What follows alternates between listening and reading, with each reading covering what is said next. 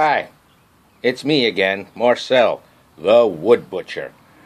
This is part 2 of Taming Stubborn Wood.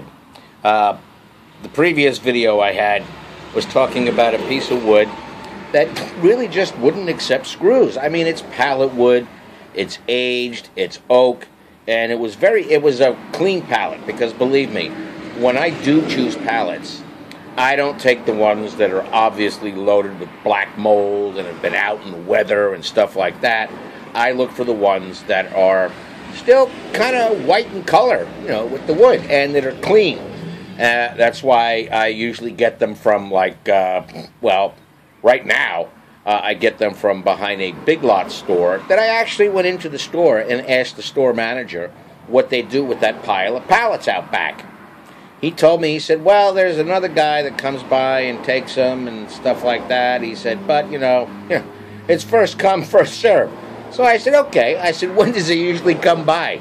He said, well, it's hard to say. I said, well, I'm going back there now. Is it okay if I take some of the pallets? So, yeah, I actually asked at the store. I was in, what store was it? What store? At Stop and Shop the other day. The guy was putting out bags of, the topsoil and that kind of crap, and he was moving it from one pallet to the other pallet, and he had an empty pallet, and let me tell you, this pallet was a beauty. So I asked him, I said, what do you do with these old pallets, once they're empty like that? I said, do you have to lug it to the back of the store, or what? I said, because if so, I'll go in and ask the store manager if I can have it, or have them, whatever. And he told me, he said, well, what we do is we return them and sell them for money. Pooh, boo, hiss, hiss, boo. Okay, but that's okay. But anyway, I digressed for a second. The piece of wood, the two pieces of pallet wood that I was telling you about in the previous video that would not accept screws. And people, I was using a Makita impact wrench, impact hammer, wood drill, whatever you want to call it, and pre-drilled the holes. Not little teeny weeny pilot holes, but pilot holes that were just a shy hair thinner than the screw I was putting in. Now, the screws I wanted to use for this piece, because even though it is made out of pallet wood, I want it to look nice, are these guys. Right?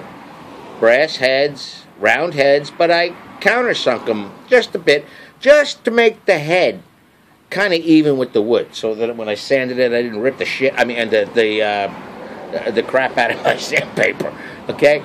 Well, you saw when I was talking to the wood, and the wood was arguing with me, and I said, fine, you don't want to get screwed? That's okay. Neither do I. So, I'll clamp you. And you saw in the previous video, I put 12 clamps on it. Well,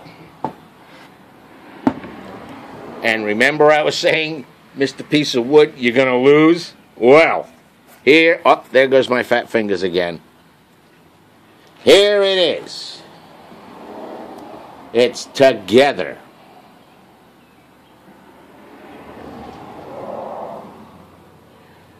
And it's glued, For right now, it's glued, right? But there she goes, right?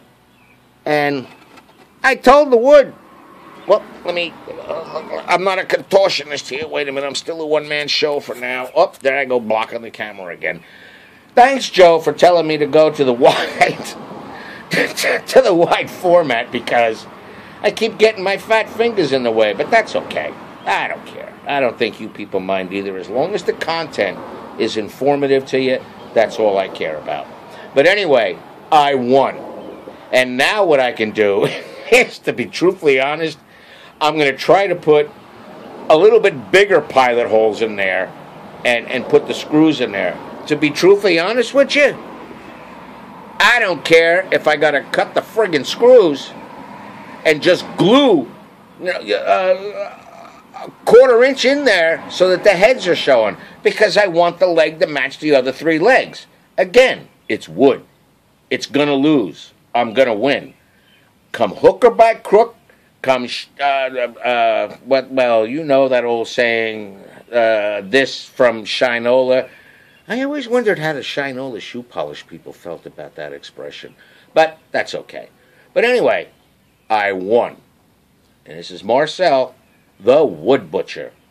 Please, when you watch my videos, please click down below and subscribe. You know, you never know what's going to come out of me. But it will be informative. Okay? I may not be a professional yet, but as I learn, I want to teach you. The perils, the mistakes I've made, the successes I've had, the lessons I've learned, the injuries I've sustained. Right? For being basically, kind of careless or stupid and getting cocky with the tools. That's one thing you don't want to do. You don't want to get cocky with a table saw, a bandsaw, a jigsaw, a scroll saw, or a, what the hell they call it, the compound miter saw, right? Because they will bite you. I mean, people that know me from Facebook saw the pictures of those two fingers when I took the tips of them off the table saw. It healed nicely, though. You can't even tell anymore, right? But it took a long time. There's still a little numbness in the tip of this one, which is where the most got taken off. But, hey, my hand still looks pretty good. You can't even tell that I'm about a 16th of an inch shorter than I was at birth. Whatever. Well, not at birth, but, after growing up. Anyway, it's Marcel, the Wood Butcher, saying, make some sawdust. Keep your lungs clean and your eyes protected. And Semper Fi. Take care for now. Bye.